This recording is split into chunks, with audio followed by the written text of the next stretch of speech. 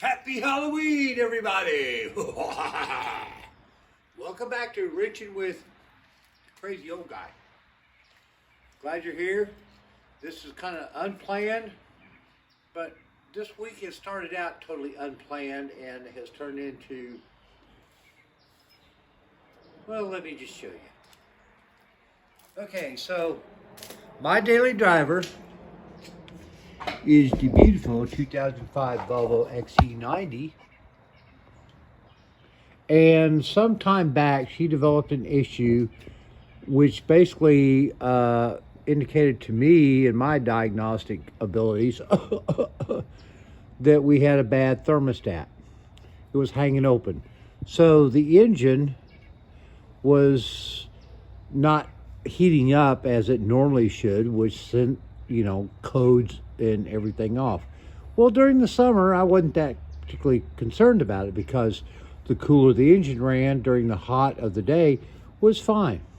But as you've all been watching the weather, most of the country, and here in our part of the country tonight, Halloween, it's going to get really freaking cold, and it's going to stay cold for a while. So I wanted to get this thing put back together correctly, hopefully, so that when I got out here in the morning and fired her up to go to my job, I had some heat to defrost things and to keep me warm to my first stop for a cup of coffee. So today's video is kind of a mashup of stuff that I've been doing today on the day I took off to fix this. Got home from work yesterday afternoon, got her up on the ramps, dropped the cover off of her, kind of did some prep work, drained the old coolant out of her, which was way overdue. So, let me show you what a 2.5 turbo engine in a 2005 Volvo looks like. Well, most of them probably won't look this good because I love my girl.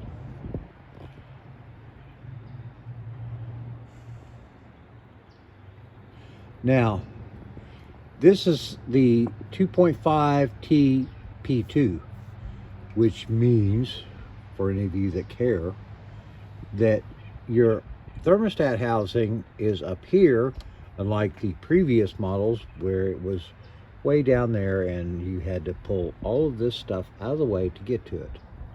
Well, I watched a YouTube video of how a guy did this without doing all that. And he apparently did it at night in Minnesota and it's cold and blah, blah, blah. Well, it gave me an idea of what to expect. Not really. So, I did what I normally do. I went out and bought parts from one of my favorite YouTube or online parts stores, Part Geeks. They've always done right by me, and they've always given me decent quality parts for a reasonable price and customer service, and if I've had to return something, they're Johnny on the spot on taking care of me on that regard. So, not sponsored, although if they want to send me some free parts, I'm always open for that.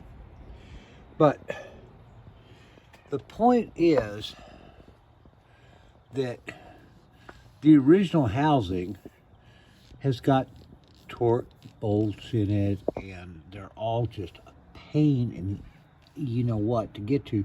Plus, this still had the original factory hose clamps and everything on them, and of course they're all positioned to where you can't get to anything. I spent an hour and a half just getting hose clamps off to where I could get to anything. Trust me, at 8 o'clock this morning with the sun barely creeping over the horizon and me out here in my 5 layers of clothes because it was like cold this morning, I wasn't a happy camper. But you got to take this stuff off, you got to do this, you got to do that, and then you got to get in there and hope that you have, and nobody ever does. I've got a whole pile of tools that I ended up either trying to use or did use. But let me show you something here. I bought the part hoping that I could just, swap and, plug and play. No, that doesn't work for Grandpa, never has. So here's the old gasket from the original. And this is the original top portion of the assembly. The hose clamp from hell. Positioned wrong, and let's not even talk about that. So this is the real pretty, Chinese made bottom portion, and this sets on it thusly. And then you've got the thermostat, which sits inside. Well, this is the original thermostat, and you probably won't be able to see it, but with 177,000 miles on it, it had finally given up the ghost. All of the rubber seal was pretty much toast. But here's the thing. The replacement wasn't it wasn't built the same as the original. You see these flanges here? Those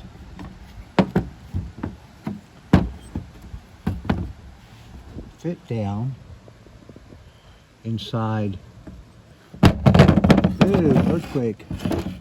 They fit down inside here in these areas here. Now, the replacement housing, the guide channels for your thermostat aren't as deep as the original. And, well, what the heck. On the replacement thermostat, I'm going to call them tangs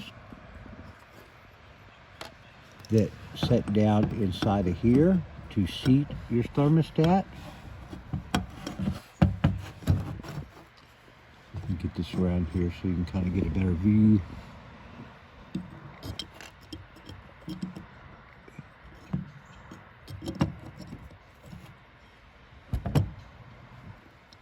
Well, the point is, on the replacement thermostat, these are just about a 1/16 of an inch shorter than the original, which makes it kind of, less than perfect. Well, after spending, I don't know, an hour last night before dusk, and then up at 8 this morning and working on it until this afternoon, I wasn't able or up to the challenge, because it was more than a challenge. It was either I put 2 rounds of incinerate in this or not. I ended up just pulling the top housing part off of the new, I didn't even use the new sensor, I'll just say that, because I put a new sensor in it just a few months ago. So I pulled the top of the old housing and replaced the gasket, top of the housing, and the thermostat, which became quite a challenge in itself, because there's no room to work in here, and it's all extremely tight. And if you'll notice, the replacement part uses 10mm bolts instead of torch bolts, which was fine. It was just, this was not a challenge for an amateur.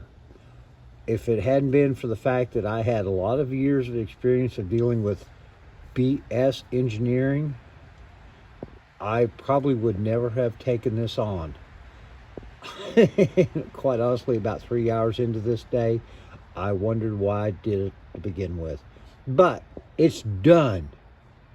She's got fresh antifreeze. The engine bay has all been cleaned up. So she's looking pretty. Let me scope you back here a little bit.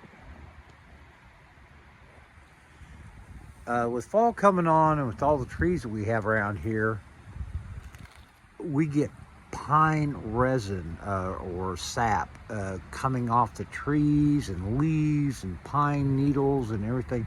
And this poor old girl, my daily driver, since she hadn't been touched in, probably a couple of weeks, she was just covered in sticky stuff everywhere and everything else. So once I finally got that done, went ahead and tried to do a little exterior detailing on her to get all the junk off of her. And I promote Super Clean degreaser cleaner. I use it on my work clothes and the laundry. It's a great multi-purpose cleaner. And I sprayed this whole thing down with letter soap and then come back with the pressure washer. No mitt, nothing, hands free. She doesn't look too bad.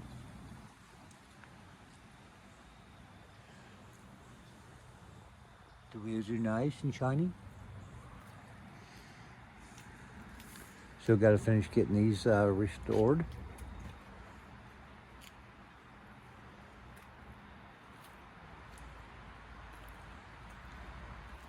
But she's looking pretty decent. Can't say the same about the interior. We're still dealing with the interior restoration, but that's coming along. So, while I'm doing this, I thought, well, I got the pressure washer out, got the Super Clean. Let's do up the wife's daily driver. Although she doesn't daily drive it, it sits in the driveway most of the time, but she uses it for her errands. My old daily driver until we swapped. My 2006 Tacoma. And she was looking pretty sad. Of course, we got to do the headlights on that as well, but she was getting all that black stuff that you get built up everywhere on them when they sit around and get all the crap coming out of the environment. So we got that done up today. So the cars are clean with the upcoming winter event, Halloween. I hope nobody comes by to trick me because we don't do treats. Fortunately, I don't live in a subdivision where we have a lot of people. I turn off the outside lights, and with the curtains pulled, you can't even tell we were back here. But there she is.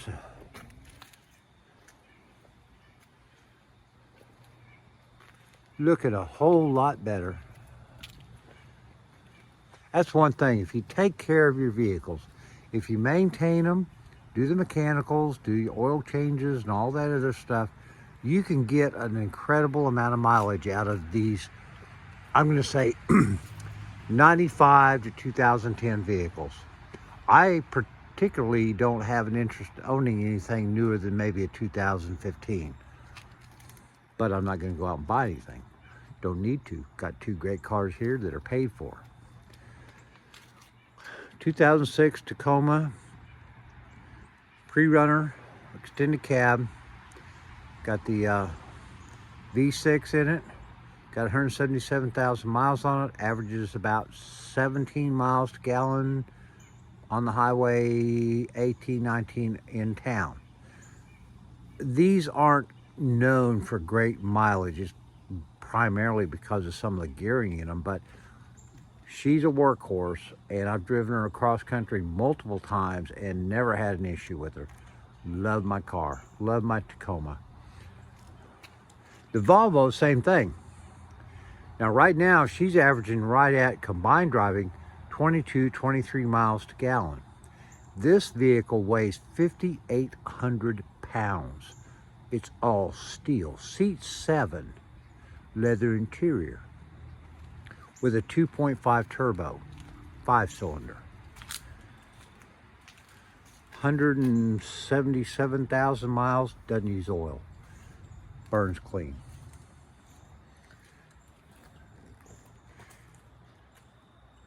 And so that's what I've been up to doing today.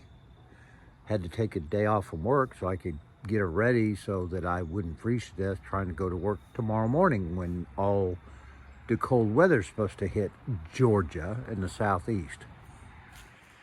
Baby girl, and a pile of all the stuff that I've been using outside today. She's coming along. We did the compression test. I ran the numbers this morning, and you may have seen or heard something, but Jerry came over in our last video. We did the full compression run on her, and across 8 cylinders, she's averaging 140.6 PSI per cylinder. I think we got a pretty strong engine here. We're not going to worry about doing anything with her other than keeping her happy. Headliner for the Volvo is coming along. Still got about probably one more, maybe 2 cans to use on her to get her all finished out. Got 10 cans in her right now, so that's like $110, which would have been about the same as material and adhesive and blah, blah, blah. And this is going to give us an updated look. It's going to go well. It's really kind of hard to tell, but she's going to look real pretty when we're done there. So I still got to put the spark plugs. I got most of the spark plugs put back in from the compression test, but I'm not finished with that. Got a few other things to do while I'm at it. So we're not even going to touch her tonight. Just know that she's going well. We are finally getting some headway on the front suspension. Got some tools and some adjusted attitude, and so that's moving forward. Also continuing with the undercarriage restoration. So, you know, I'm busy even during the week, not just on the weekends, but just for grins and giggles, because I haven't fired her back up after giving her a little bit of a cleanup here. Ooh, earthquake. Let's see